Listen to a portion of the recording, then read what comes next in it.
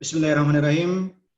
Alhamdulillah, alhamdulillahillasi arsala rasulahu bil huda wa dinil haq walau karihal kafirun walau karihal musyrikun.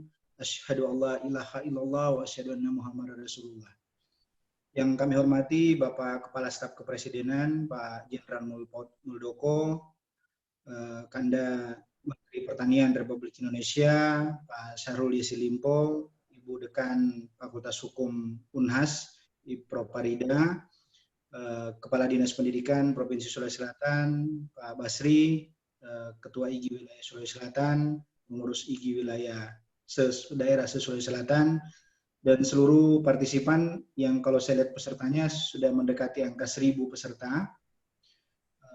Ini akan terus-menerus bertambah kelihatannya.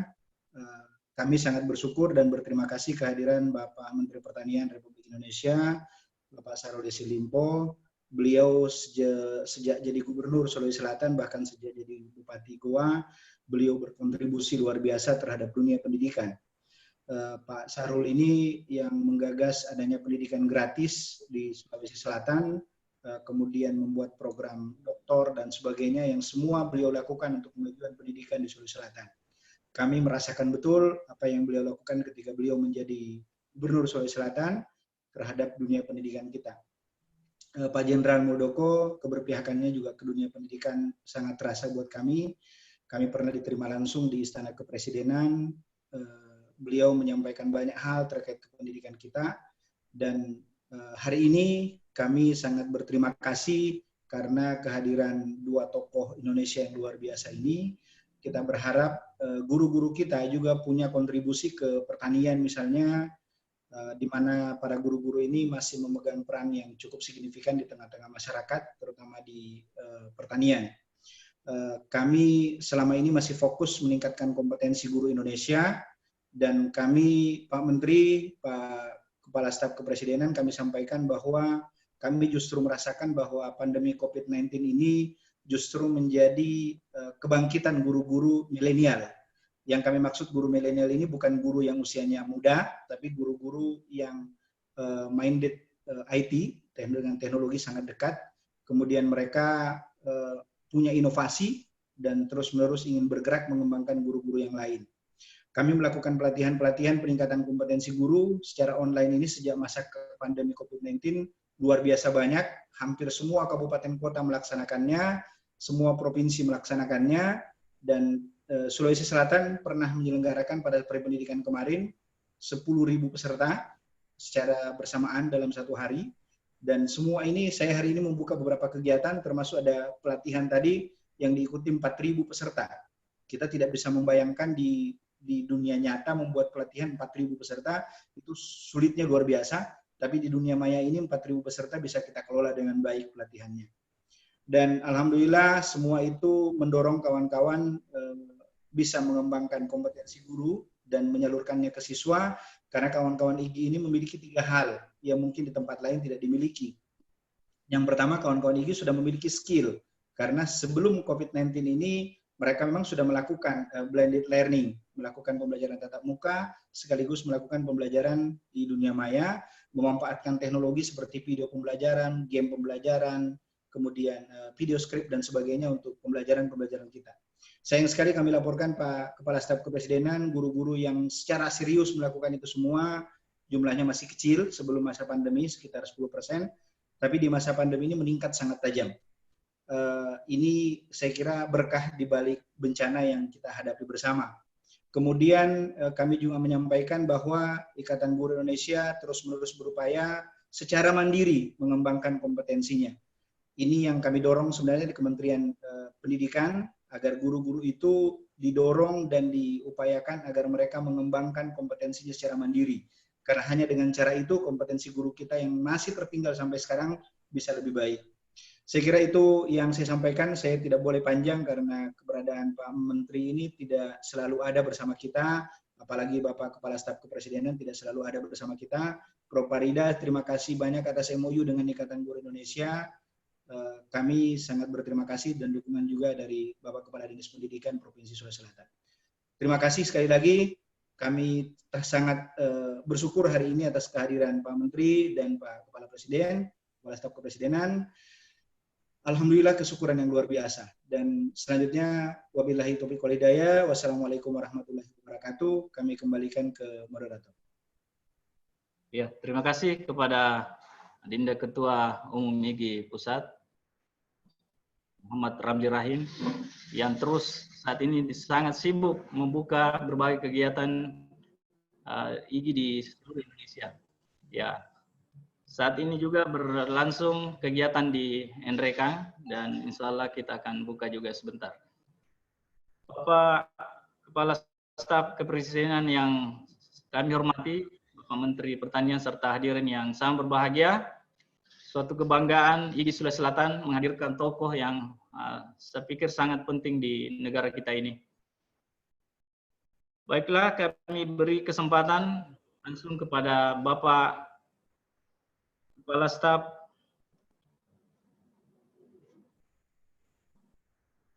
Kepresidenan, ya Bapak TNI Dr.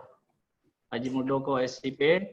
Ya, saya pikir beliau ini seperti juga kalau saya pikir pulang kampung karena pernah bertugas di Makassar. Ya, ini suatu kebanggaan karena tokoh yang saya pikir sangat berprestasi di bidang militer, pernah bertugas di Makassar dan saat ini pernah menjadi puncak di TNI. Untuk itu kepada Bapak kami persilahkan untuk memberikan arahan dalam rangka Hari Kebangkitan Nasional ini. Baik, Assalamualaikum warahmatullahi wabarakatuh.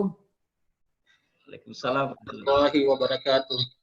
Selamat pagi dan salam sejahtera. Yang saya banggakan ada Pak Mentan di sini dan rekan-rekan semuanya, para peserta apa itu Fitkom ini ya. Seminar ya. Yang saya hormati ya. Ya benar, saya lama di Makassar, saya 10 tahun di Makassar. Terakhir saya kemarin korem di Buni dengan sama-sama dengan Pak Sahrul Yassin Limpo, sehingga saya punya kedekatan emosional yang sangat tinggi kepada beliau dan masyarakat Makassar. Untuk itu saya memberikan sedikit waktu pada siang hari ini untuk menyampaikan beberapa hal. Yang pertama, terima kasih teman-teman masih punya semangat yang luar biasa dalam situasi COVID seperti ini, tapi masih punya semangat yang tidak menyerah. Untuk itu saya ingin memberikan gambaran dulu ya kepada teman-teman sekalian, apa sih yang diinginkan digambarkan oleh Presiden tentang Indonesia Maju. Terus tunjukkan dulu Indonesia Maju. Melalui peran para guru, saya pikir semuanya ini tidak akan bisa tercapai. Ya, Indonesia Maju. Ada 5 hal yang ingin saya sampaikan di sini tentang apa yang dipikirkan oleh Presiden Jokowi tentang Indonesia Maju. Indonesia yang tidak satu pun rakyatnya tertinggal untuk meraih cita-citanya. Untuk itulah Presiden ya atau pemerintah Indonesia memberikan berbagai insentif dalam bentuk kartu Indonesia Pintar yang tadinya SD, SMP, SMA sekarang sudah sampai ke kuliah.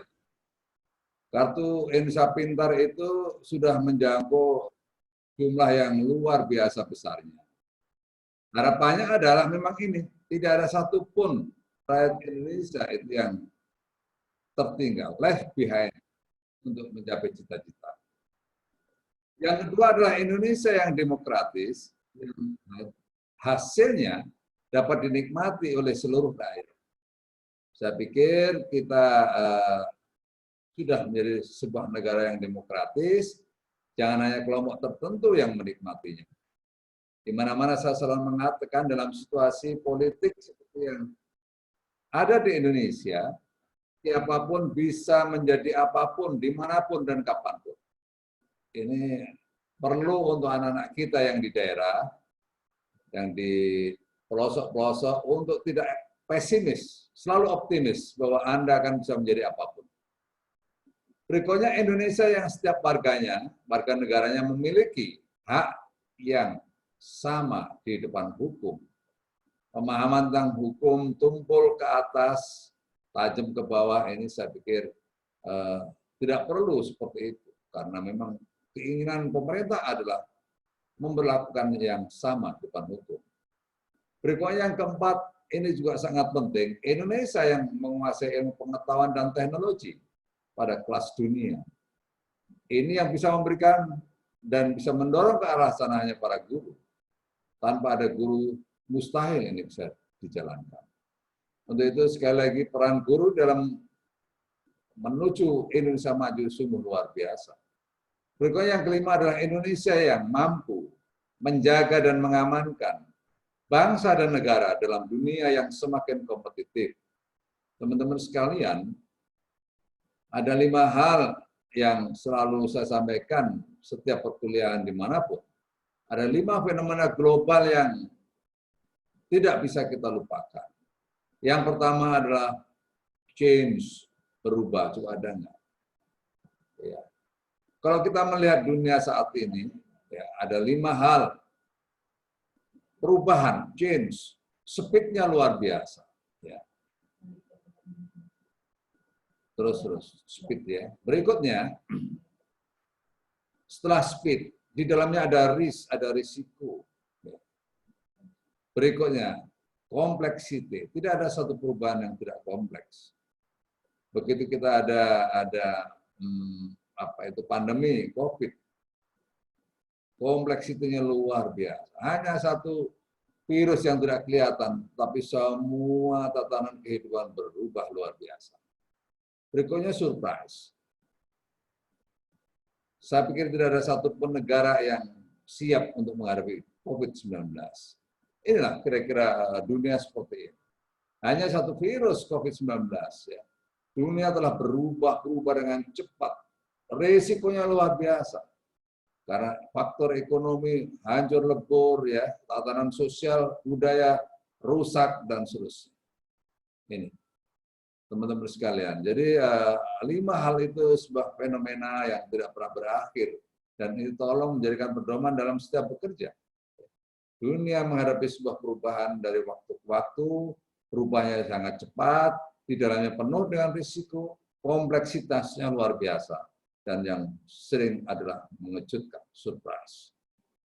5 hal ini hanya melalui guru, ya, hanya melalui guru semuanya bisa kita dapatkan secara optimum.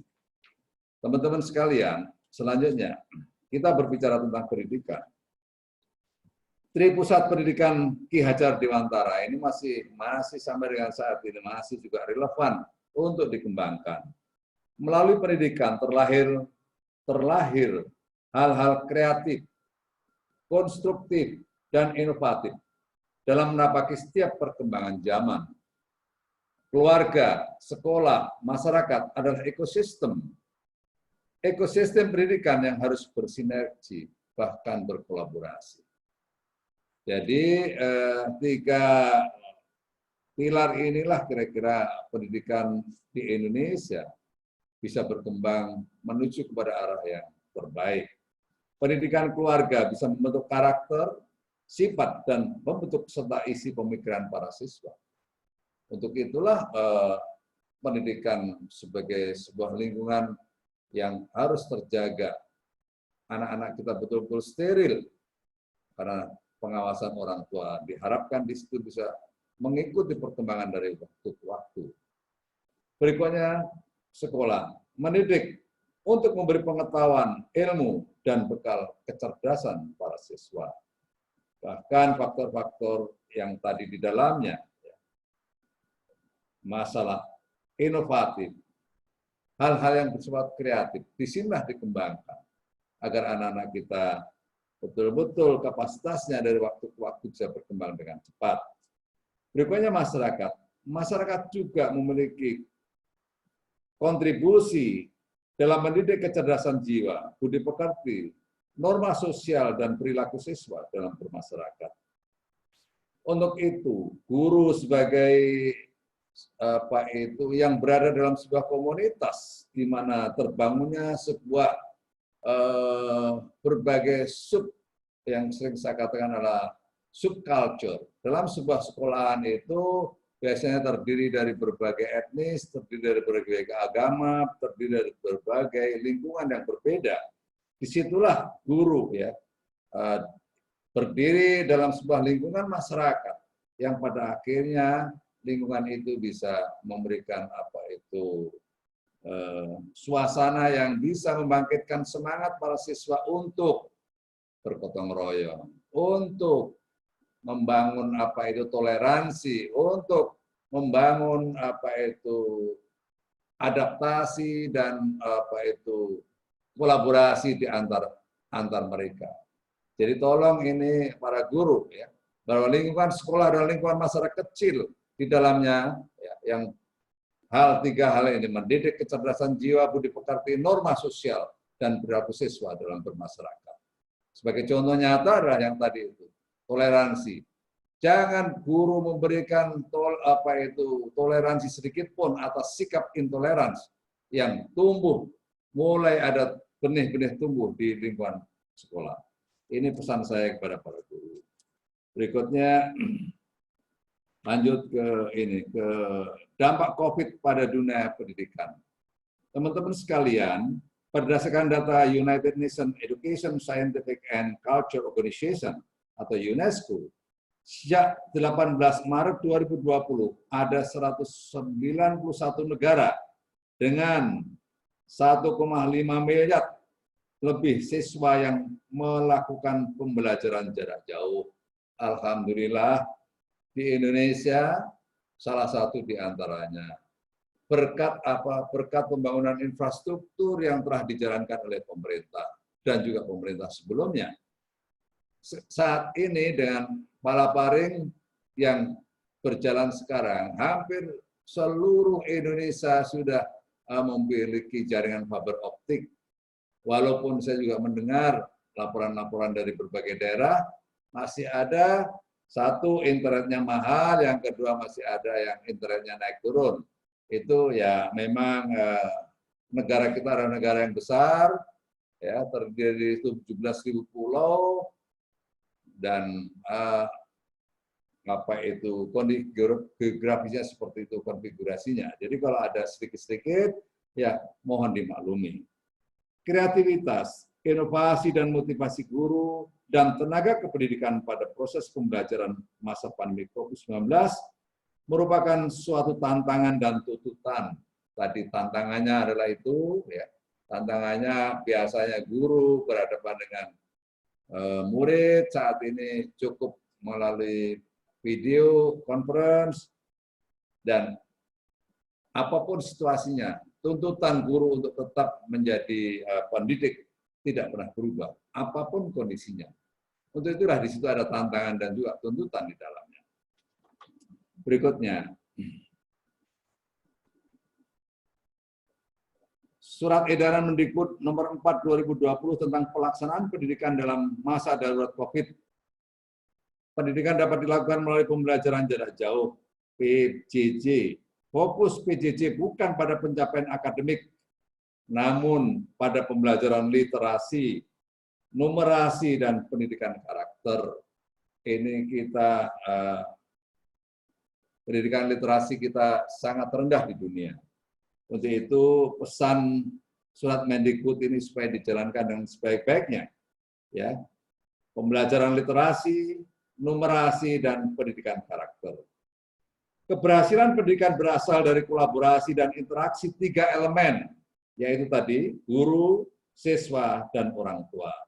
Saatnya lah sekarang, ya, saatnya lah sekarang ibu-ibu, bapak-bapak, para guru bisa berinteraksi langsung pada para orang tua melalui video conference untuk menanyakan secara langsung perkembangan anak-anaknya yang ada di rumah seperti apa.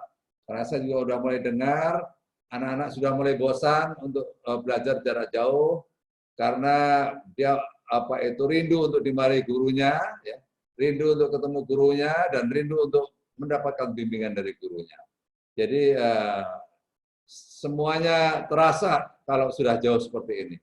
Tadinya mungkin para siswa ada yang jengkel, dongkol sama gurunya.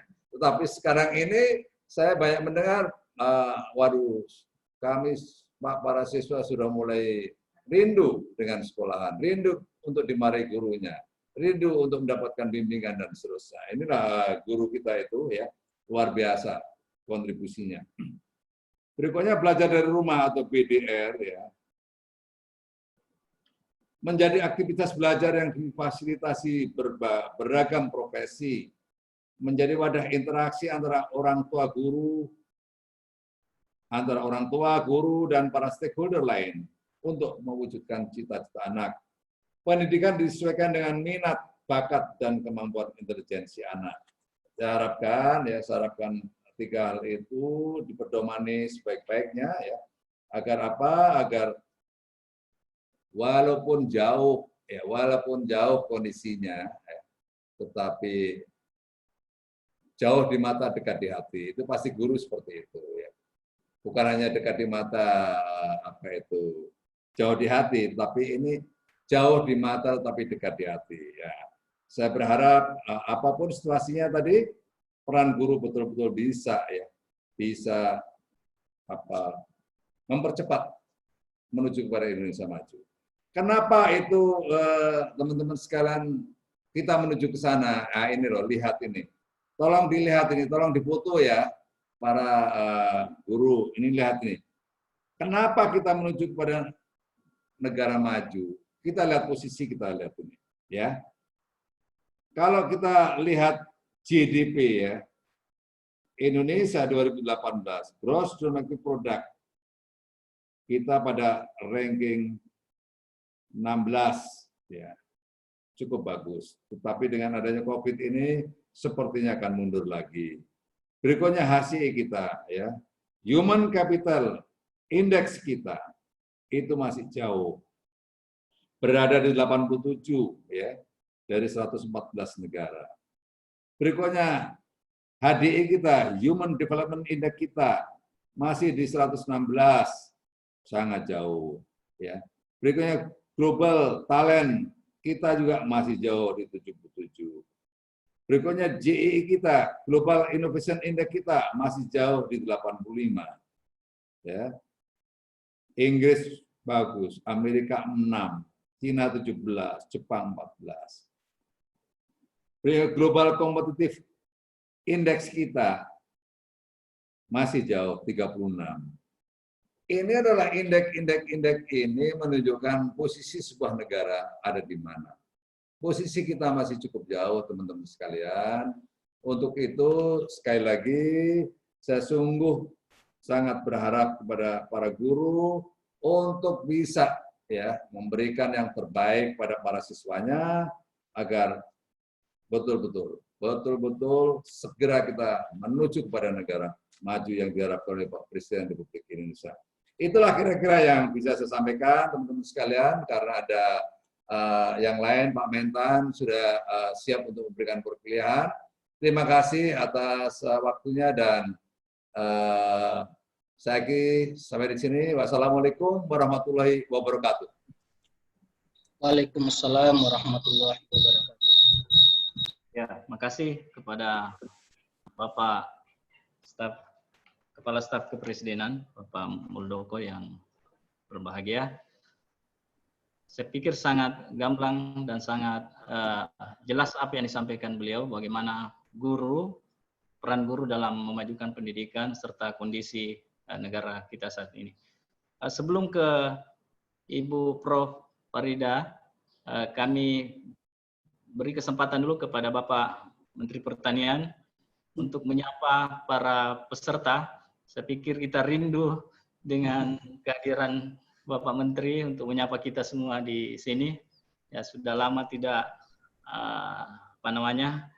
sering bertemu dengan Bapak Ibu guru di Sulawesi Selatan. Kepada Bapak kami persilakan. Bismillahirrahmanirrahim. Assalamualaikum warahmatullahi wabarakatuh. Selamat siang. Waalaikumsalam warahmatullahi wabarakatuh. Salam sejahtera untuk kita semua. Saya sebenarnya nggak siap, saya cuma mau ikut mendengar. Dan ada 3 yang menarik selain topiknya, membuat saya tergelitik untuk masuk. Maafkan saya karena jam 2 saya ada rapat koordinasi teknis dengan jajaran eselon 1, eselon 2. Makanya mungkin tidak seluruhnya. Yang kedua yang membuat saya harus masuk di sini, ada jenderal saya, Pak Muldoko, itu orang Makassar, orang Bugis. Jadi tampilannya Jawa, tapi hatinya itu Bugis Makassar banget. Dan saya jaminannya, dia bukan saya seorang jenderal, negarawan, tokoh yang peduli, dan itu membuat saya selalu respect pada beliau. Saya tidak jadi menteri kalau tanpa dukungan beliau, saya pastikan itu. Dan saya bekas anak buahnya beliau. Saya kepala staf kepresidenan, staf Pak Muldoko, senior advisor, kepala staf kepresidenan, sampai saya jadi menteri. Jadi harus saya dengar apa yang dia bilang hari ini dan kapanpun. Kita ke orang Bugis, Togiri, begitu. Kira-kira lebih. Yang kedua ada Prof. Farida. Itu ya, ini adik kita yang juga harus saya hormati, saya mau dengar dia mau bicara apa. Gitu ya. Jadi saya tidak banyak akan bicara. Yang ketiga ada, memang itu MRR, Ketua Umum IG yang tidak pernah diganti-ganti. Dan belum orang bicara digital online, sistem apa dan pengajaran by Glow, by Awan, dia MRR itu sudah bicara itu, dan saya dibawa di Jalan Kakak Tua meresmikan dia punya studio. Betul ya, Mir? Ya, betul. Ya. Terima kasih. Jadi bukan hal baru dari Kebangkitan Nasional. Mungkin sering saya jenderal izin, saya kira presentasi tadi luar biasa dan itu saya yakini dengan baik. Intinya negara ini negara besar, Indonesia, negara yang paling baik bagi dari semua negara yang ada di dunia. Tentu sebagai orang Indonesia tidak adalah negara yang lebih baik dari ini. Apapun jiwa raga kita dan apapun mau dicuci seperti apapun tetap Indonesia. Oleh karena itu negara ini harus menjadi negara yang paling baik di mata, pikiran, di hati kita, di tubuh kita, di semua gerak kehidupan dan napas bangsa ini. Itu yang pertama, dan ini yang harus dikristalisasi dari satu generasi ke generasi berikut. Dan memang negara kita negara tropis, negara kita penuh kekayaan alam di laut, bagaimana banyaknya, di gunung bagaimana banyaknya, di dataran rendah, semuanya menjanjikan kehidupan. Oleh karena itu, dari alam pemberian Tuhan itu, saja negara ini luar biasa. Allah telah mempersiapkan segalanya. Sekarang bagaimana memanage itu ke depan. Itu hanya ada kalau agenda intelektual, mampu kita transfer makin baik ke depan.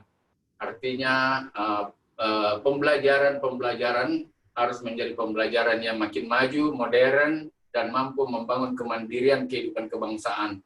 Ya, selalu saya pakai tagline ini, maju, modern, dan mandiri. Itu menjadi bagian-bagian yang harus terus didorong. Dan guru menjadi sangat penting, pendidikan menjadi sangat penting, dan juga tentu pertanian menjadi penting, karena tidak bisa makan juga paham Pak MRR itu kalau guru kalau nggak makan nggak bisa ngajar kan. Jadi itu penting, harga nggak boleh naik dan lain-lain, itu menjadi bagian. Jenderal, saya izin ke depan. Terima kasih banyak. Ke depan Indonesia adalah negara yang memiliki peluang menjadi negara kaya. Saya percaya itu. Dan besok anak-anak kita tidak ada menjadi anak miskin. Besok itu adalah anak-anak yang kaya atau super kaya. Persoalannya adalah mereka hidup tidak seperti di eranya Pak Muldoko dengan saya, di eranya Ibu Farida, dan di eranya Ketua Umum IG, Ikatan Guru Indonesia. Sudah. Mereka hidup dalam kehidupan yang baru dunia. Mereka hidup dari perubahan yang diantar lebih cepat dari COVID-19. Anak-anak kita hidup dari pukulan global, pukulan dunia dari ujian Tuhan tentu, yang menaruh hikmah luar biasa. Bukankah kita hadir hari ini di Awan, itu juga pukulan COVID. Dan itulah COVID yang mengantar, mengingatkan kita bahwa kita sudah tidak di era yang kemarin. We're not in the past era. Era kita sudah pass away. Oleh karena itu, era besok anak-anak kita, era kebangkitan Indonesia, era yang lebih mudah, di-manage lebih mudah mendapatkan kehidupan. Saya ingin mengistilahkan bahwa besok itu kita sudah melewati dengan COVID ini dengan sebuah distraction yang luar biasa bagi kehidupan bangsa dari semua dimensi, termasuk pertanian. Dan oleh karena itu pertanian tidak boleh diolah lagi seperti yang kemarin. Harus ada loncatan-loncatan yang ada. Agricultural war room menjadi sangat penting. Robot construction besok harus menjadi bagian-bagian yang untuk menata seperti mana hara yang ada, agroklimas yang mungkin terjadi dari pertanian dari ada seluruh Indonesia. Bahkan tidak hanya robot Internet by Thinking untuk membuat suatu sektor pertanian yang tidak perlu menunggu cuaca. Dengan rekayasa teknologi mereka sudah bisa maju. Tidak boleh menunggu kapan cabai harus di musim kering dia hidup, kemudian di hujan dia mati. Kita punya harus konsepnya harus maju ke depan. Oleh karena itu memang anak-anak kita hidup dalam era yang saya sebut abundant era yang berkelimpahan karena semua ilmu, semua komunikasi, semua cara tinggal diambil di awan, tinggal di searching, dan kemudian kita ambil. Guru-guru juga tidak perlu ketemu tiap hari dengan murid, seperti apa yang ada sekarang. Kita ketemu pada saat yang ditentukan. Kita tinggal ketemu di awan, dan kalau begitu, era ini penuh fasilitas, dengan kemajuan sains dan teknologi yang sudah ada, bahkan melampaui ekspektasi kita yang ada sekarang. Saya kadang-kadang nggak berpikir, anak-anak startup yang saya bina ada 200 orang, dan besok kami programkan 2,5 juta orang. Itu kemajuannya jauh lebih tinggi dari apa yang saya perkirakan. Mereka bisa dapat uang dalam 1 bulan 80-200 juta. Di luar ekspektasi saya. Hanya karena dia memiliki koneksitas yang ke dunia yang cukup bagus. Oleh karena itu, buka era juga sudah lewat. Yang membuat disruption itu sudah lewat. Yang ada sekarang adalah era kelimpahan yang bisa dilakukan. Oleh karena itu, memang yang menentukan besok Pak Guru ya, adalah yang pertama, makin kritis ke anak-anak Indonesia mampu dibangun oleh karakter guru yang ada. Itu satu catatan saya. Kalau dia tidak kritis, dia lemah, dia lembek. Saya suka orang-orang Bugis itu, orang Makassar itu kena kritis. Apa saja dikritisi. Gunung meletus di Jawa Tengah aja dia demonstrasi di Makassar, yang didemo Gubernur Sulsel kok. Saking kritisnya itu. Tapi itu jadi bagus karena mereka jadi belajar. Yang kedua, harus makin kreatif. Karena harus dididik makin kreatif. Karena itu yang mampu memecahkan kehidupan kebangsaan besok. Yang ketiga, dia mampu berkolaborasi. Dia mampu membangun network. Dia mampu untuk mengalah terhadap sesuatu tujuan benar. Saya selalu mengistilahkan 4 kebenaran yang harus dipakai oleh anak-anak kita. Yang pertama kebenaran agamanya, yang kedua filosofi menurut saya, kebenaran sosiologis, harus ada manfaatnya dari kebenaran itu. Dan kita benar-benar sendiri. Yang ketiga, itulah makanya ada pasti ada syirik. Yang ketiga adalah kebenaran yuridis. Don't ever against the law. Yang keempat adalah kebenaran kultural. Biasanya kultur kita itu sudah mengajarkan kebaikan-kebaikan. Kalau gitu, mau jadi besok anak-anak yang hebat, Indonesia, terutama anak-anak yang ada di Sulawesi Selatan, lebih khusus, dan ini ajaran orang tua. Kalau mau jadi pemain bola yang hebat, matamu jangan cuma sampai ke bola, dan di mana bola itu menggelinding. Tapi ajarkan anak-anakmu matanya masuk ke di mana bola itu harus dibawa. Ini ada bahasa Bugisnya, ada bahasa Makassar. Jadi, ya jangan kau cuma kasih dia gimana bola itu dibawa, tapi kau kasih lihat, kau mau kemana ke sebenarnya, begitu. Kasih lihat itu. Kalau dia tahu tujuannya semua orang Bugis Makassar biasa, ya rewel tonji mulutnya, tapi dia tetap ikut. Tapi kalau dia tidak jelas kau mau bawa kemana, dia pusing itu. Bahkan dia berontak kadang-kadang. Nah, oleh karena itu terakhir, Pak Muldoko, maafkan saya, bukan saya menambahkan saya. Oleh karena itu, era besok itu era digital. You do online system or digital, or you die. Kalau kau tidak pakai digital, besok mau jadi pejabat, kamu akan ketinggalan dengan era. Yang kedua adalah era yang cepat-cepat deception. Deception tidak menunggu. Kau siap atau tidak, dia tetap jalan. Kau tidak hati-hati, corona datang sama kau. Kau tidak kasih imun pada badanmu, dia nyerang kamu. Jadi era itu kita hadapi seperti itu. Kemudian disruption era memang juga jalan dalam bentuk ya makin canggih gitu. Ada aja saja. Jadi kita nggak boleh merasa kita udah mapan, kemudian bangsa ini tidak ada dinamikanya. Anak-anak harus diajarkan bahwa kau berhadapan dengan bangsa lain. Kalau kau tidak siap, dia nyerbu masuk ke dalam.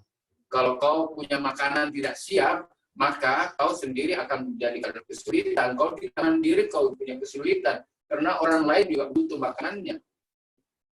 Kemudian ada era yang paling mengejutkan saya, ada era di mana dematerialization itu tidak terjadi lagi gitu. Atau semua produk kehilangan wadah fisik, semua ditransfer via glue.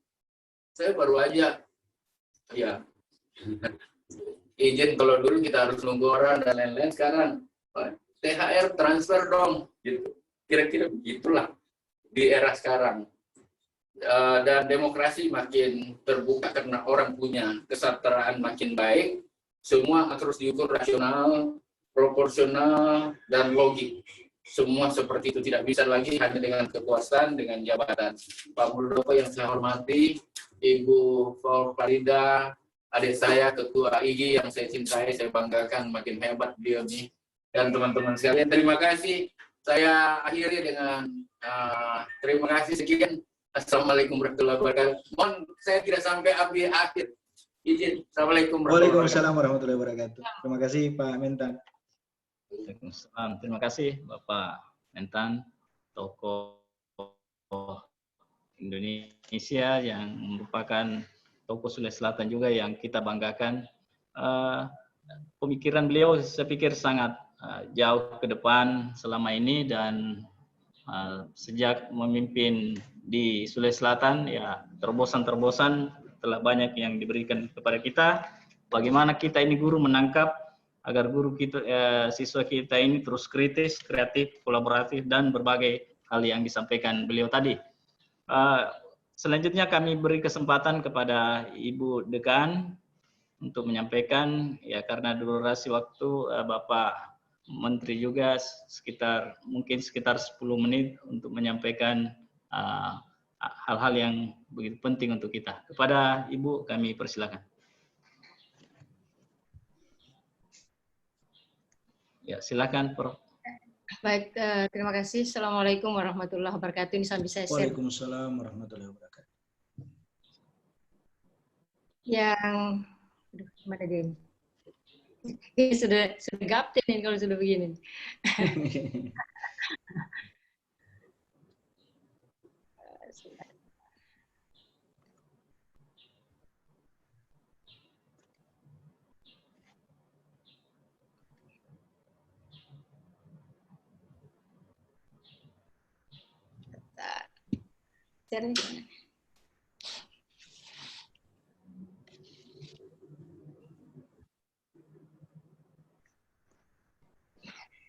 Sorry. Mohon maaf. Ya.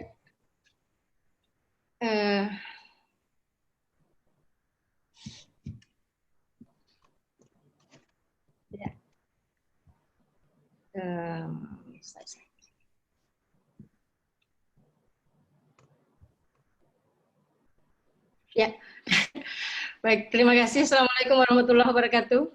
Dan selamat siang yang saya hormati dan sangat kami banggakan Bapak Jenderal TNI Purnawirawan, Bapak Dr. Muldoko. Beliau tadi saya dengar pernah tugas di Bone, kebetulan saya orang Bone, Pak Jenderal. Assalamualaikum. Terima kasih, sangat merupakan suatu kebanggaan tersendiri karena saya bisa bicara bersama dengan Bapak yang luar biasa. Ini saya minta terima kasih kepada IGI yang telah mengundang saya pada satu forum yang sangat luar biasa ini. Dan juga tentunya kepada Bapak Menteri Pertanian Republik Indonesia, ya kakanda kami, Bapak Dr. Haji Syahrul Yassin Limpo yang juga merupakan Ketua IKA, Fakultas Hukum Unhas. Ini Pak Jenderal, beliau adalah Ketua IKA kami. Terima kasih yang selalu membimbing saya secara pribadi dan kita semuanya, alhamdulillah, dan juga memotret karakter beliau yang luar biasa, yang juga sekaligus terinternalisasi dalam diri kami, dari saya dan juga teman-teman secara termasuk pada Adinda Ketua IGI. Ketua IGI Pusat, Adinda Muhammad Ramli Rahim, yang saya cintai, saya banggakan, dan juga Pak Kadis, Ketua IGI Sulsel, Pak Wahid Nara, dan seluruh peserta yang hadir pada kesempatan ini. Saya dikasih tema menjaga kependidikan karakter pada masa pandemi, pada masa belajar dari rumah. Jadi menjaga pendidikan karakter pada masa belajar dari rumah. Tadi luar biasa saya menyimak tokoh kita yang sudah bicara, Pak Jenderal Muldoko yang sudah memotret secara komprehensif terkait dengan bagaimana peran kita sebagai pendidik, sebagai di era pendidikan, ya pendidikan kita. Dan saya mengambil hal yang beban tanggung jawab pendidikan diserahkan ke selama ini, ya diserahkan ke sekolah.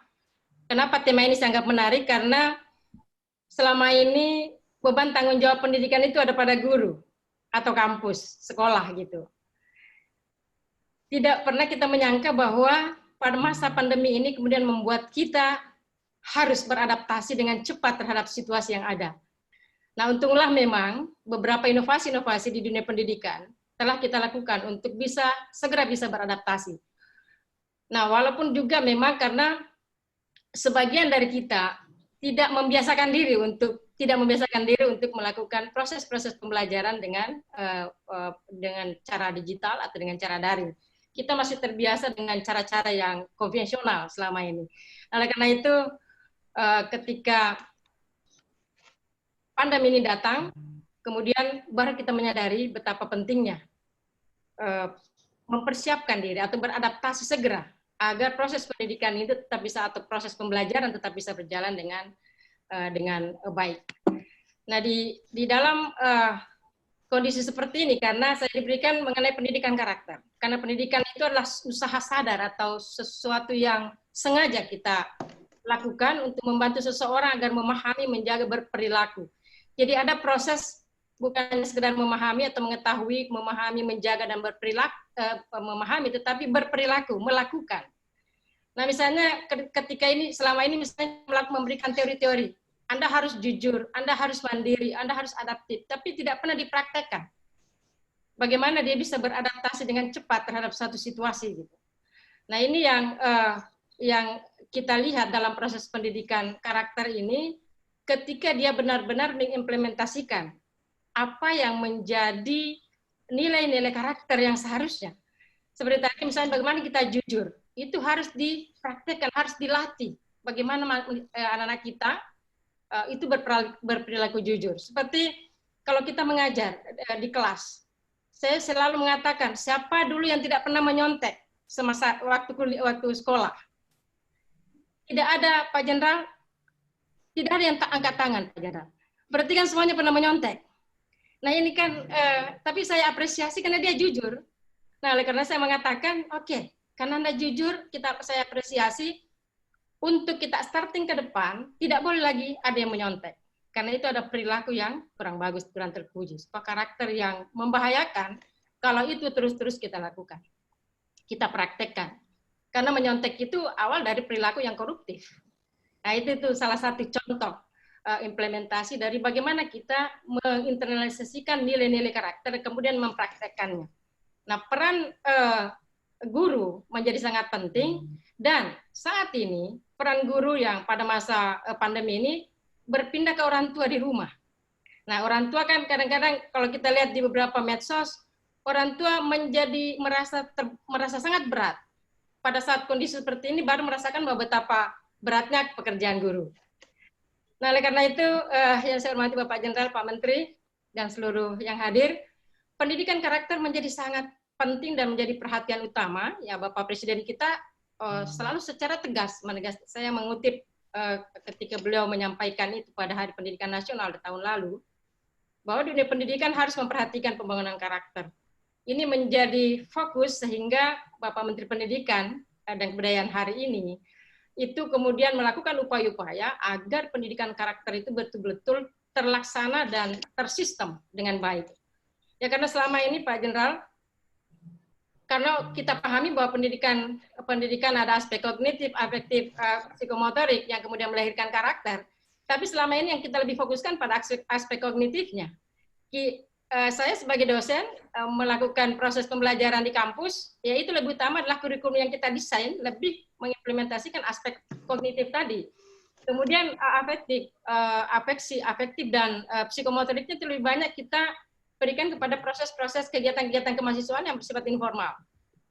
Nah, ini yang belum tersistem dengan baik, sehingga itu nanti yang akan kita internalisasi secara terpadu dalam satu kurikulum. Sehingga proses pembelajaran yang berlangsung itu sekaligus memenuhi unsur 3 tadi untuk melahirkan sebuah karakter yang kita harapkan seperti itu.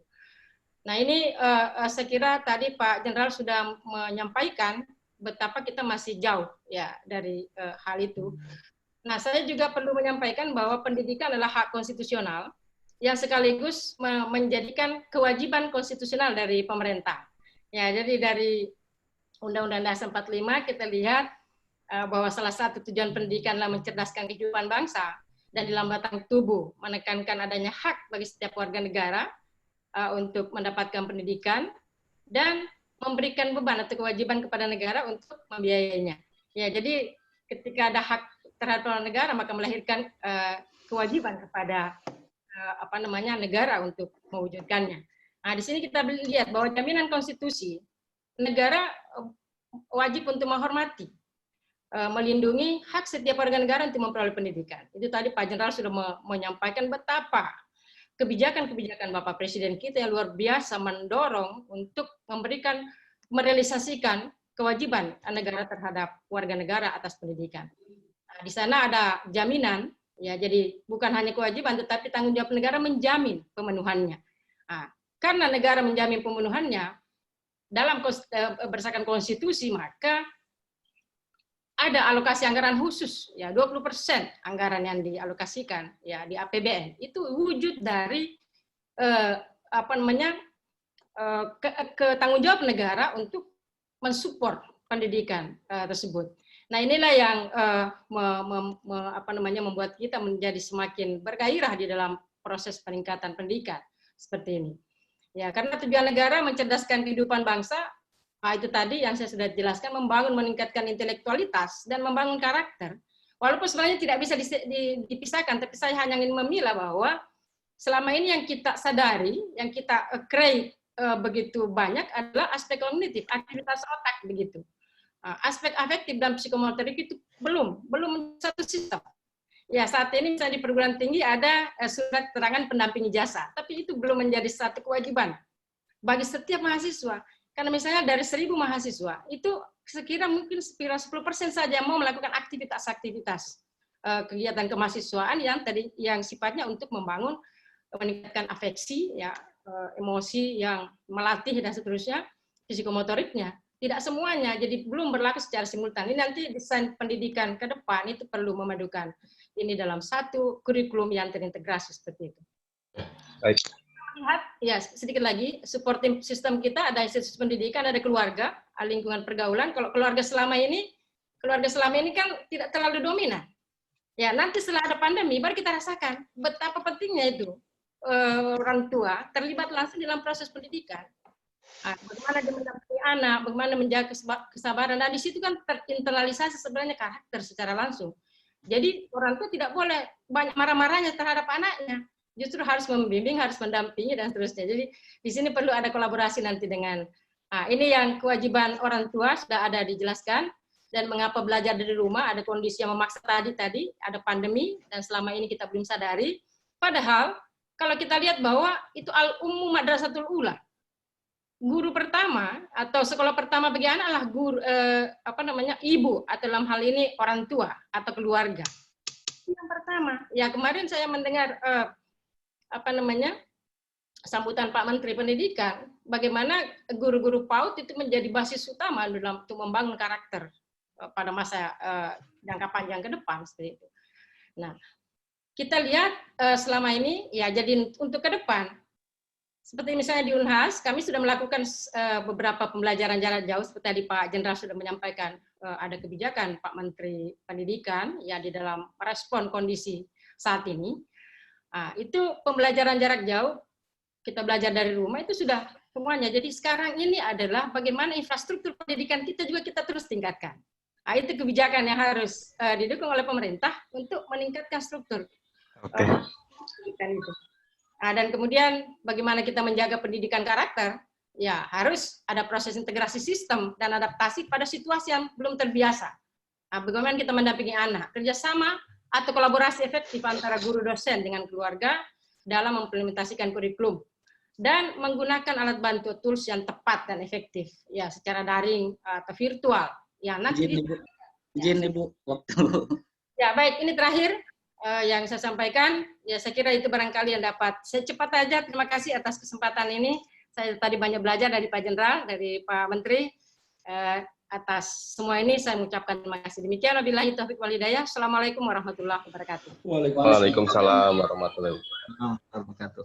Ya, pendidikan karakter ini ya saya pikir sangat penting. Artinya karakter apapun kehebatan kita kalau tidak dilandasi dengan karakter, saya pikir tidak ada apa-apanya yang lain. Tetapi kita perlu dorong semua, termasuk kognitif dengan psikomotornya yang tadi. Nah, selanjutnya kesempatan tanya jawab Pak. Ya. Nah, kami persilahkan dulu kepada host atau Pak Sekwil untuk memandu tanya jawab ini. Ya, terima kasih Pak Ketua Wilayah. Yang terhormat Bapak Joko, Kepala Pimpinan Budekan. Terima kasih. Saya langsung saja, Bapak. Ini ada yang beberapa yang bertanya lewat ke saya. Adapun yang ingin bertanya, mungkin sesi kita batasi hanya yang pertama saya persilakan secara live untuk bertanya. Ada Pak Hasrul ingin mengajukan pertanyaan. Saya langsung saja Pak. Silakan Pak. Waalaikumsalam warahmatullahi wabarakatuh. Izin bertanya kepada Pak Staf Presidenan Pak Jenderal Muldoko. Izin Pak, mohon perhatian untuk guru-guru Pak. Kesejahteraannya guru-guru honor Pak. Bayangin aja deh Pak, cleaning service aja gajinya 2 juta Pak. Guru honor 300.000 Pak. Pak mereka lulusan S1 Pak. Mereka jadi guru karena panggilan hati Pak, bukan karena nggak ada pekerjaan. Karena mereka cinta jadi guru Pak. Oleh karena itu mohon pemerintah pusat memperhatikan kesejahteraan mereka Pak. Terima kasih Pak. Itu aja Pak. Baik. Assalamualaikum warahmatullahi wabarakatuh. Terima kasih dulu.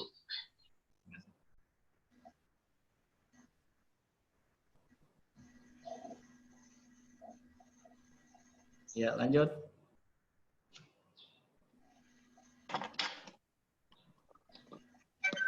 Ya Pak, ada beberapa pertanyaan lagi Pak masuk lewat WA kami dari panitia. Salah satunya Pak tentang di masa pandemi COVID-19 ini dalam rangka pembelajaran ini ketika ditetapkan oleh pemerintah belum berakhir di bulan Mei seperti yang disampaikan oleh gugus tugas. Kemudian berlanjut, apakah bagaimanakah strategi daripada pemerintah apabila masa pandemi ini ditetapkan sampai misalnya sampai di Desember 2020? Pak. Itu cukup 2 Pak, ada untuk ini karena waktu kita agak terbatas, jadi ada 2 pertanyaan Pak, mungkin bisa ditanggapi dulu. Terima kasih Pak.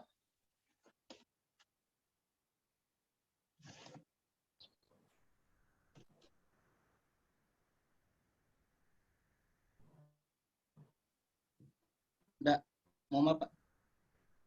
Belum ada suaranya Pak.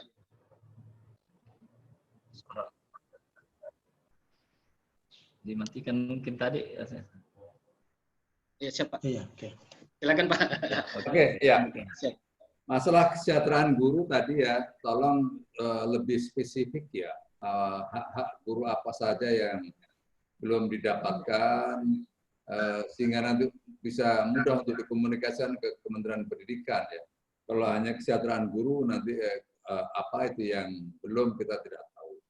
Itu saya pikir nanti lebih detail lagi. Berikutnya strategi pemerintah dalam mengatasi COVID ini. Teman-teman sekalian, kunci dari penanganan COVID adalah setelah ditemukan apa itu vaksin COVID-19. Sepanjang belum ditemukan vaksin COVID-19, maka kita memang harus bisa hidup yang bisa menyesuaikan dengan kondisi lingkungan seperti saat ini. Jadi kita harus bisa hidup berdampingan, kita harus hidup berdamai dengan COVID. Maksudnya adalah dalam kehidupan kita yang seperti ini, kita harus pandai untuk menyesuaikan. Pandai menyesuaikan keinginan dari COVID, kita harus agar kita tidak kena, kita harus menggunakan masker, kita harus cuci tangan, kita harus menjaga jarak, kita tidak masuk dalam sebuah kerumunan massa besar.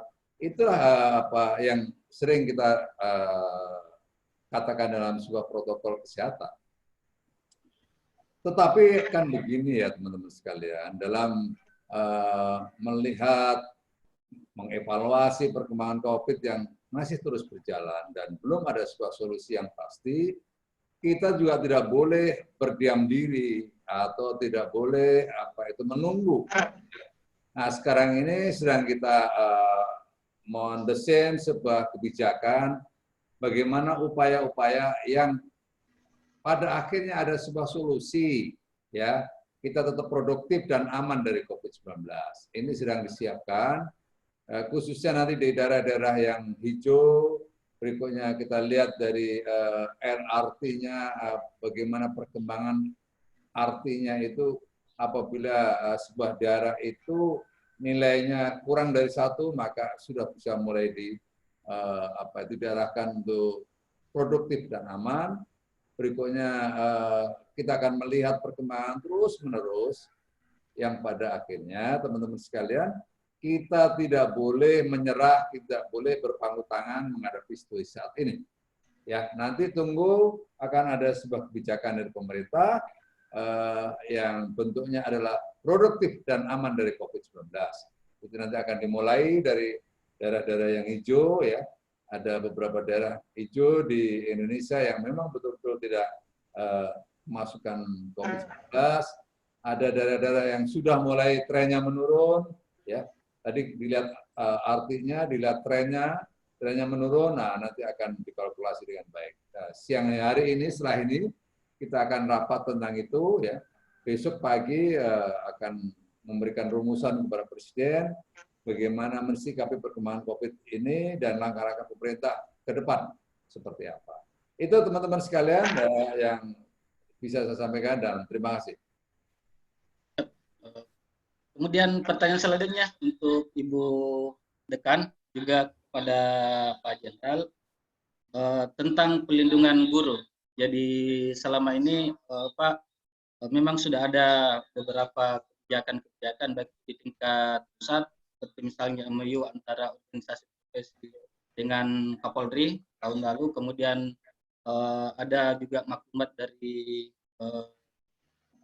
Kejaksaan Agung tentang pelindungan guru, tapi itu hanya sebatas di perjanjian saja. Kenyataan-kenyataan yang ada di daerah itu bahkan teman-teman guru di Selatan ini ada hanya karena permasalahan misalnya disuruh masuk ke masjid untuk sholat, sudah karena di Jawa itu sudah diadukan ke pihak yang berwajib begitu. Ini banyak sekali yang terjadi, Pak. Ini ada beberapa teman mungkin bisa dikaji tentang undang-undang guru dan dosen, kalau bisa lebih dispesifikkan tentang undang-undang pelindungan guru itu. Ini yang paling banyak kejadian. Bahkan kemarin Prof, Pak Jenderal di salah satu di Kabupaten Sopeng itu hanya karena ada oknum LSM, kemudian sempat disampaikan di media sosial, akhirnya teman guru itu kemudian dimasukkan ke pengadilan, bahkan sekarang kayaknya sudah putus. Ini beberapa hal yang seperti ini yang juga sangat mengganggu psikologi teman-teman guru ketika ingin menerapkan berbagai karakter untuk meningkatkan kedisiplinan, tapi terkendala di hal itu. Itu pertanyaan dari teman lewat WhatsApp ditujukan kepada Pak Jenderal dengan Ibu Dekan. Silakan dulu Pak Jenderal untuk memberikan pertanyaan. Terima kasih. Ya, memang situasi sekarang saya sangat memahami ya. Satu sisi guru harus mengawal karakternya anak-anak, membentuk dan mengawal, bahkan dari lebih ke arah internalisasi ya, dan pembentukan disiplin. Nggak bisa disiplin itu dibentuk dengan senyum-senyum doang, nggak bisa. Harus dengan cara-cara keras ya. Saya dulu waktu kecil saya, waktu di kampung, hidup saya itu disuruh, dilanggar. Ya. Jam 4 pagi kalau saya belum bangun, digebukin sama pakai rotan tuh sama kiai saya itu. Tapi ya orang tua saya biasa-biasa aja, karena itu bagian dari membangun karakter agar anak kuat, agar memiliki ketahanan jiwa yang kuat. Gitu. Tapi memang sekarang guru-guru menghadapi sebuah situasi ya, satu sisi ditekankan untuk membangun disiplin, tanggung jawab, pada sisi yang lain tidak bisa menegakkan aturan itu dengan keras begitu ya. Tapi saya juga ingin menggarisbawahi bahwa ada definisi tentang keras dan kasar ya. Memang tidak bisa lagi dalam era seperti saat ini kita berlaku kasar kepada anak-anak kita, karena begitu ada fotonya beredar itu cepat sekali itu respon membangun emosi kolektif masyarakat Indonesia itu ya. Nah, kadang-kadang masyarakat Indonesia juga nggak konsekuen ya. Satu sisi ingin membangun disiplin nasional yang kuat, membangun karakter yang kuat. Pada sisi yang lain ada kejadian kecil begitu diekspos gede-gedean. Memang sekali lagi terhadap situasi ini saya mantan prajurit juga kita prihatin ya, karena kita itu juga dibentuk itu tidak ada yang lemah lembut gitu ya. Nggak ada yang dengan cara-cara yang lemah lembut, senyum-senyum aja untuk membangun sebuah disiplin. No, nggak bisa. Saya pikir memang guru harus bisa berposisi sekarang ini dengan baik. Ya. Pada sisi yang lain itu bisa membaca emosi masyarakat. Ya. Tapi intinya tadi tuh loh, bisa membedakan antara bersikap keras dan bersikap kasar. Ya. Kalau kasar supaya dihindari, tapi kalau bersifat keras, boleh menurut saya ya, memberikan tindakan-tindakan yang mendidik kepada anak-anak di sekolah, menurut saya ya oke lah gitu ya. Kalau enggak nanti terus bagaimana gitu ya. Berikutnya undang-undang perlindungan guru dan dosen itu ada itu Undang-Undang Nomor 14 tahun 2005 ya. Kalau memang diperlukan sebuah aturan baru, saya pikir ada banyak yang asosiasi tentang guru ya. Ada IG, ada PGRI dan yang lain-lain. Mungkin dalam sebuah proses kebijakan publik kan ada cara-cara yang pertama adalah sebuah tekanan ya, yang kuat dari elit ya, dari komunitas, berikutnya didorong melalui Menteri Pendidikan, berikutnya didorong lagi ke DPR ya. Saya pikir nanti akan ada sebuah solusi.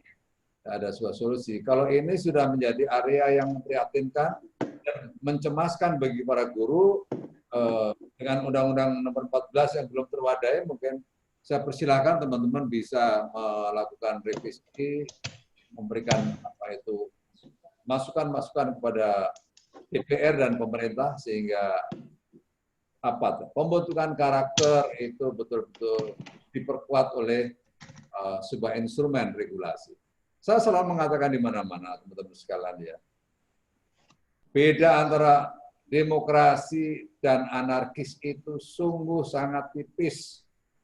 Ruang demokrasi yang berlebihan ada kecenderungan seseorang menuju ke anarkis.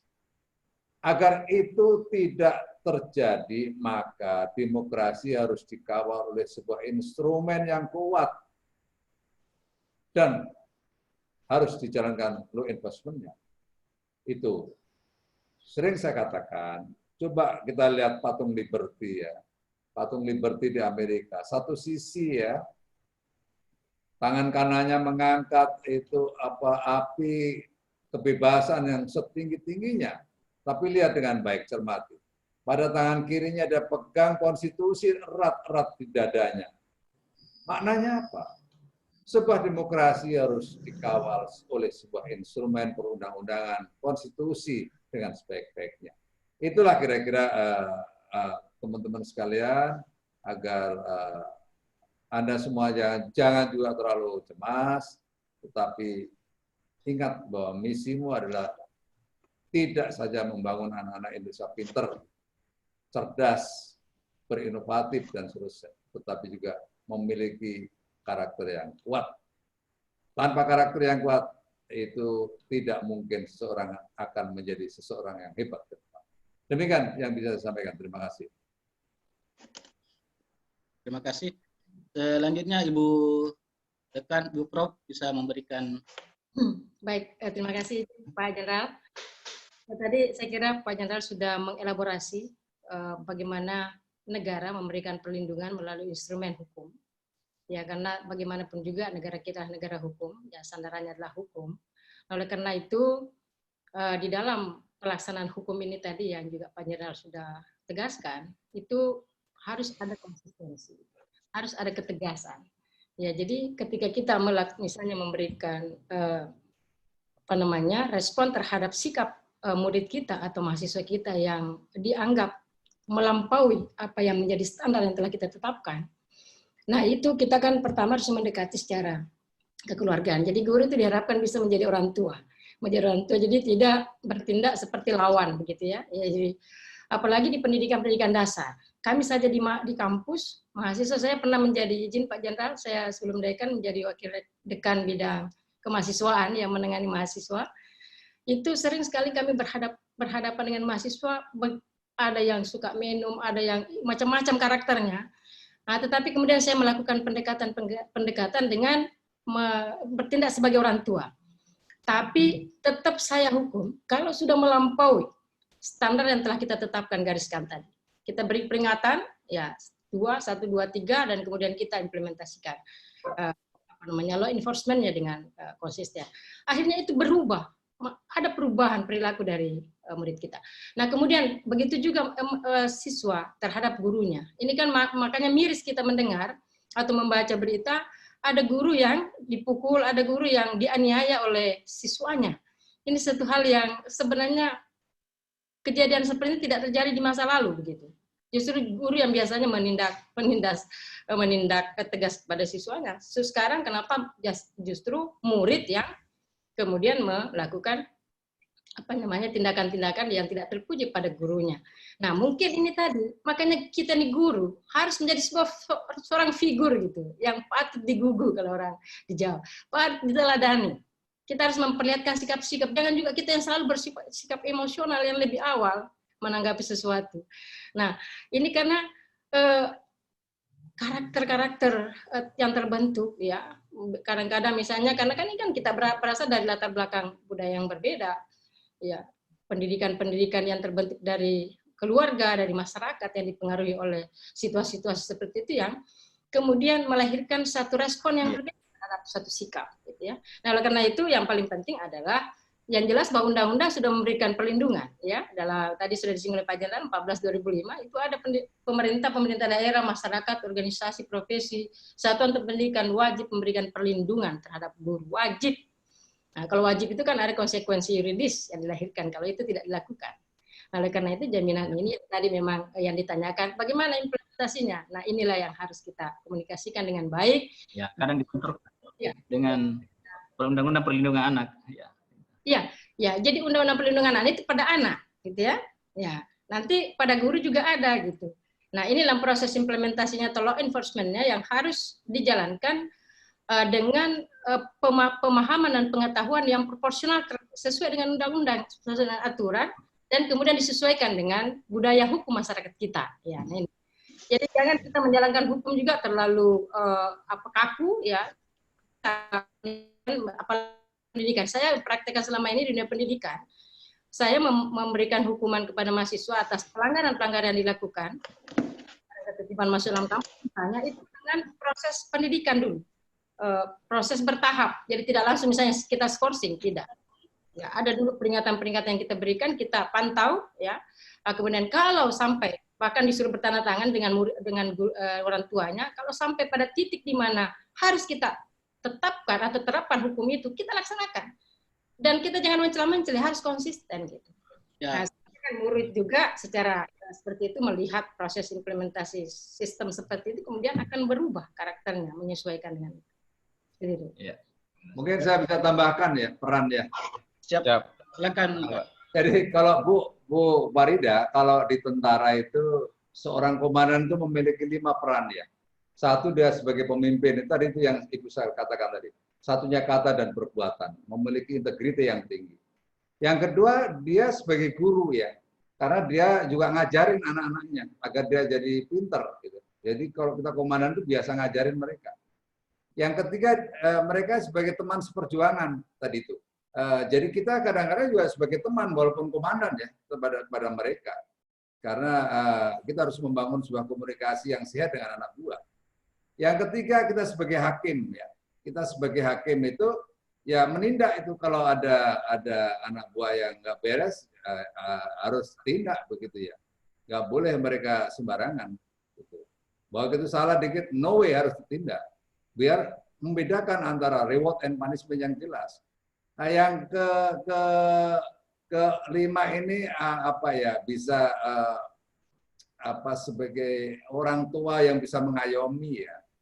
Jadi jangan sampai kita itu hanya semena-mena kepada anak buah, pendekatannya hanya top down. Nah, tapi kita juga bisa menjadi orang tua yang baik. Jadi saya pikir peran-peran itu tadi yang disampaikan Profesor Farida itu sangat relevan ya. Sebagai guru juga bisa sekali-sekali jadi teman, sekali-sekali jadi hakim, yang memang harus ngajarin mereka dengan sabar, tetapi kita juga bisa menjadi seorang orang tua yang baik, ya, menjadi seorang pemimpin, satunya kata dan perbuatan. Kalau guru tidak bisa memberikan contoh yang baik, seperti saya sebagai komandan tidak bisa memberi contoh, nanti diketawain di belakang itu, lu ngomong doang itu, gitu. Jadi 5 peran ini saya pikir sangat relevan untuk dijalankan sebagai guru. Terima kasih. Terima kasih. Bapak Ibu yang saya hormati, berhubung dengan waktu kita yang sangat terbatas dengan juga dengan pemateri kita, pertanyaan-pertanyaan cukup itu. Dan terakhir, Bapak Ibu, kami berharap ada statement close dari Pak Jenderal untuk semua teman-teman guru. Kebetulan ini Pak Jenderal yang hadir di room ini ada 870, kemudian teman-teman di YouTube channel juga ada sekitar ratusan juga yang bergabung. Dan yang bergabung ini bukan cuma dari selatan, Prof, Pak Jenderal, tapi dari berbagai, dari Kalimantan dan Jawa, teman-teman Ikatan Guru Indonesia yang berada di daerah provinsi lainnya juga turut bergabung. Selain itu kepada Pak Jenderal untuk berikan statement close, harapan dan wejangan kepada teman-teman guru. Dipersilakan, Pak. Closing ya. Ya, closing statement Pak Jenderal. Ya, baik. Yang pertama saya terima kasih teman-teman kita bisa silaturahim dalam suasana puasa ya. Saya sangat menghormati upaya-upaya ini dalam situasi puasa dan keterbatasan instrumen kita masih bisa berkomunikasi dengan baik, silaturahim. Yang kedua, saya berharap IGI bisa memperjuangkan aspirasi seluruh jajarannya sehingga keberadaan IGI, Ikatan Guru Indonesia ini bisa betul-betul memberikan kontribusi yang positif. Yang ketiga, saya berharap guru jangan menyerah dengan situasi. Ya, ini sebuah pekerjaan mulia. Satu sisi memang menghadapi kondisi yang kadang-kadang tidak menyenangkan, baik dari sisi kesejahteraan maupun dari sisi hujatan. Tapi yakinlah bahwa peran-peran itu sungguh sangat mulia. Satu sisi secara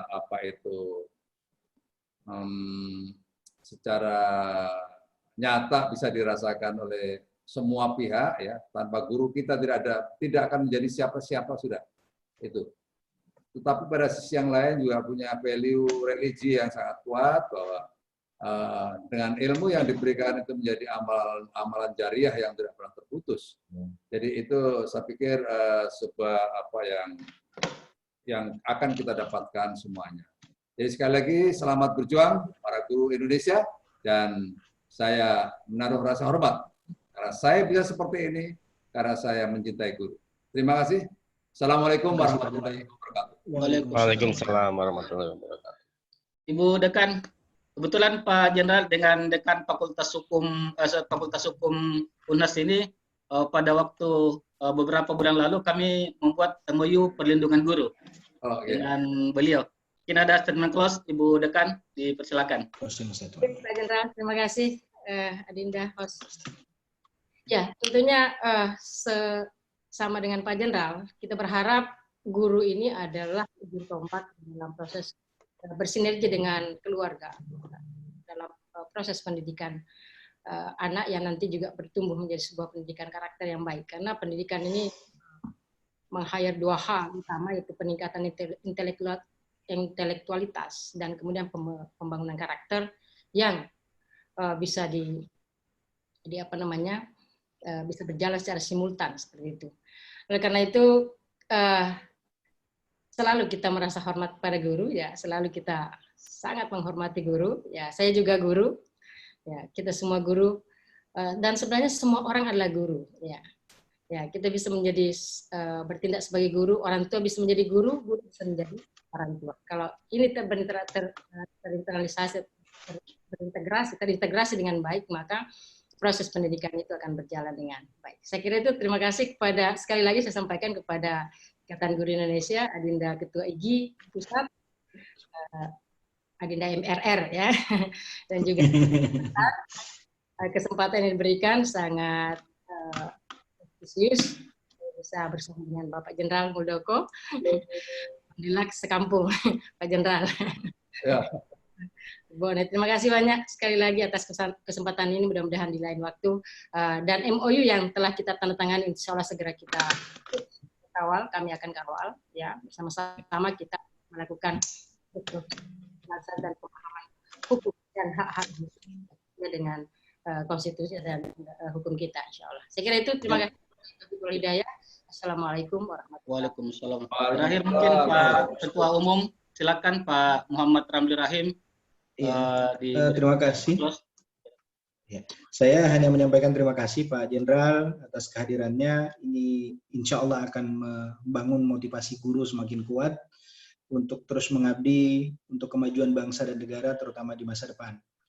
Pak Ibu Dekan, terima kasih banyak atas kehadirannya, memberikan motivasi untuk kita semua, memberikan materi yang luar biasa. Kami alhamdulillah di Ikatan Guru Indonesia semoga terus-menerus terinspirasi dengan tokoh-tokoh kita. Pak Menteri Pertanian yang sudah mengikuti rapat yang lain, terima kasih banyak atas kehadirannya. Kami berharap bukan ini yang terakhir, Pak Jenderal juga mungkin kami sampaikan sebelumnya bahwa ada 500-an ribu guru kita akan pensiun dalam 4 tahun ke depan. Dan P3K kemarin belum tuntas Pak Jenderal.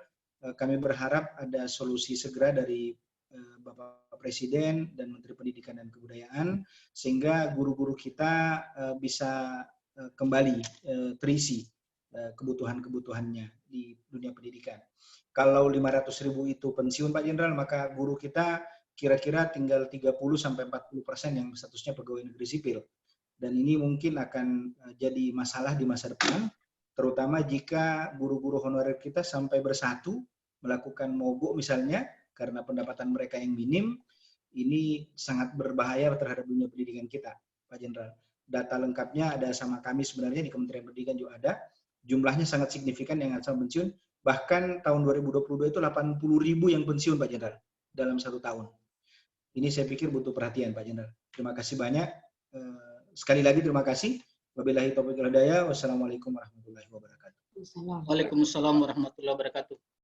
Ya, baik Bapak Ibu, dengan segala hormat kami dari pengurus Ikatan Guru Indonesia Sulawesi Selatan memohon banyak terima kasih pada Bapak Kepala Staf Kepresidenan Bapak Jenderal Muldoko, kemudian Ibu Dekan, Ibu Farida, Pak Ketua Umum, terima kasih Pak Mentan yang duluan pamit, terima kasih atas kesempatan dan arahan pada kesempatan ini membuat motivasi kepada teman-teman guru, dan akhirnya Pak Jenderal, Prof, karena waktu Jenderal masih ada waktunya, masih ada kegiatan lain, kami mengucapkan terima kasih dan berharap untuk kedepannya masih bisa bergabung dengan teman-teman IGI untuk memberikan motivasi dalam sebagai garda terdepan pendidikan di negara ini. Terima kasih Bapak Ibu. Ya, Assalamualaikum warahmatullahi wabarakatuh. Ya, terima kasih. Tadi 500.000 tahun.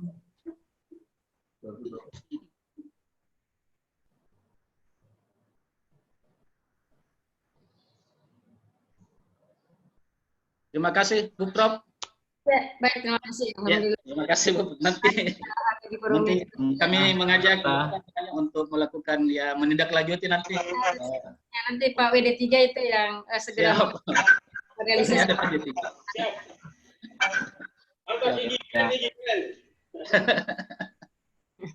Ya, terima kasih Kak Lulo. Dibaca menanti tindak lanjut dari MBU. Ya. Pak Ketua Wahid, terima kasih Pak Ketua.